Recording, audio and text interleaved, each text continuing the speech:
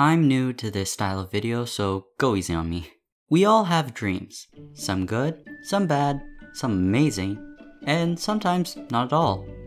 Sometimes we're unfortunate and have really horrifying dreams that cause us to sweat in real life.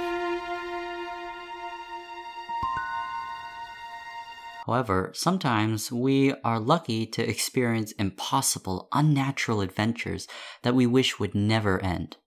Sometimes it's flying, sometimes you're a wizard casting spells at Hogwarts. Maybe you might be the secret hero / vigilante, protecting your city like a watchful guardian.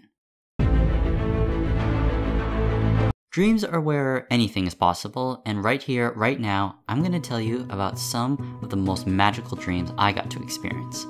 I promise these dreams are 100% true. If you have doubt towards me on how I remember these dreams, it's because I was so happy and still feeling the effects of the dream even after I woke up.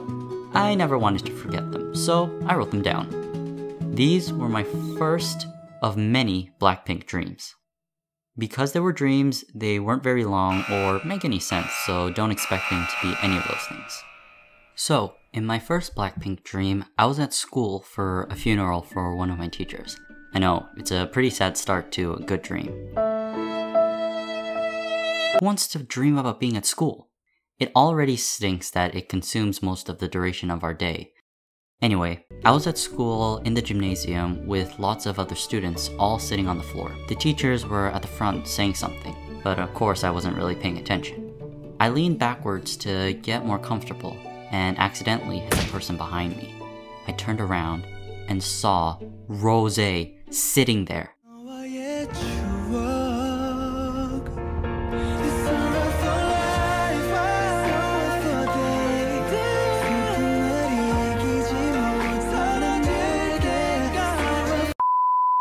I wasn't in too much shock as I would be in real life because our dream selves are very different from our real selves.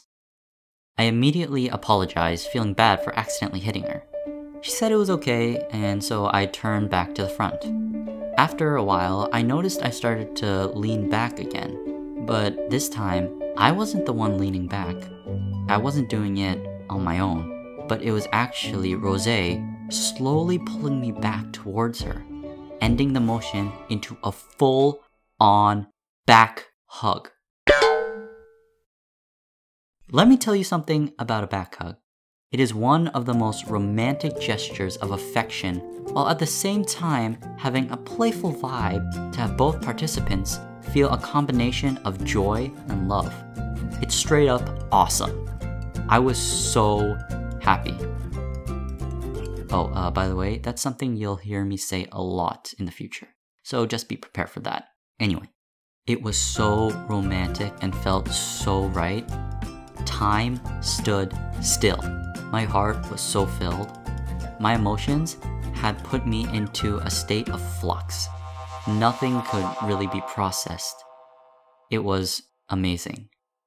However, it was only this amazing because this was my first Blackpink dream.